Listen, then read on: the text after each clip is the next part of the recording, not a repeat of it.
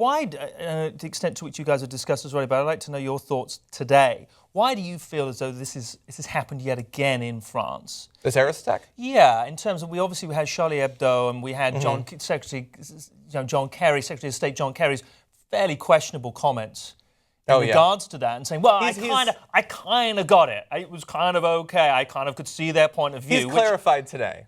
Oh, okay. And I get what he's saying. What did he say? Okay, help me understand what he was saying. It's like, for instance, if your husband cheats on you and then you go and shoot the person he's sleeping with, that's why you did it. It's not saying that that's justified in murdering someone, but we can point to say, oh, that's why they did it. I understand why they did it.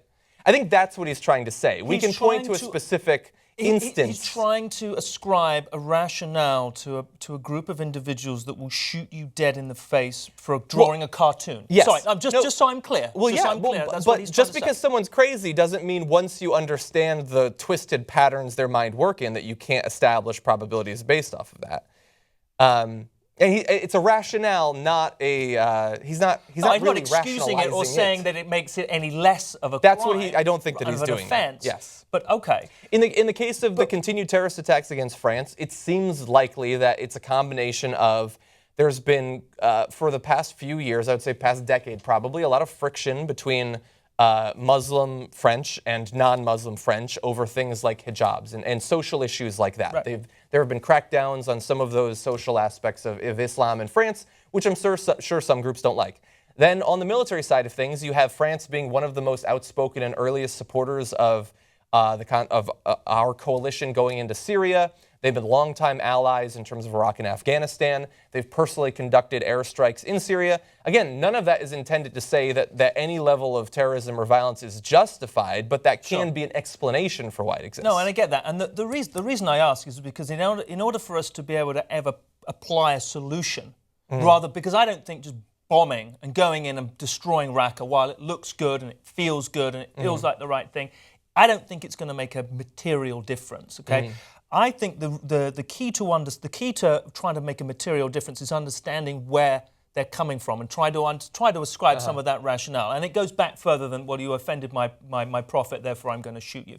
I do think it comes back to, as you said, it's socio and economic issues that leave these young guys completely feeling disenfranchised, isolated, completely forgotten by a French society that doesn't want them, doesn't care for them. They live in these banlieues, which is a French word, I'm probably butchering the pronunciation, but it's a French word for suburb, but it's not really our concept of suburb. You think leafy streets. No, these are intense, high-rise blocks. Think projects. But more intense and very, very ostracized. And French people don't go there. Or the Parisians, the mainstream Parisians wouldn't go there. And there is that social dislocation, social divide. And I think all of that fuels these guys. So I do think there's a significance to it being France a second time. I don't think it's a coincidence. And then, as we know, then they go to Syria and they become radicalized and trained, et cetera, et cetera, et cetera. And it flows from there. But I don't just think... So that's when the right say, well, we just need to ban, we're going to counter it, but the ban, it's Islam. And it is and it isn't.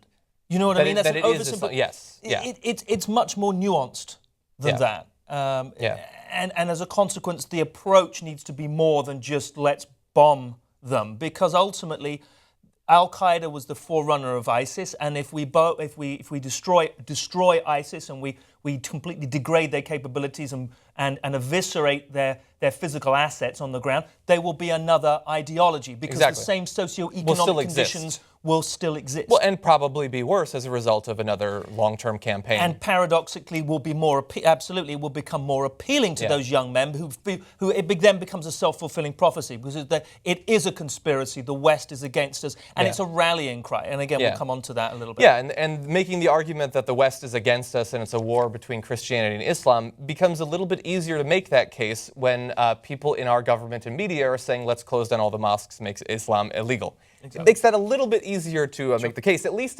back in the days of George W. Bush, he would say Islam's a religion of peace. It's not a war against Islam. He then went on to start wars that I would say radicalized tens of thousands or hundreds of thousands. But at least his rhetoric was a little bit more appealing to Muslims. I agree. He was a little more nuanced than the current incumbent. Which is sad.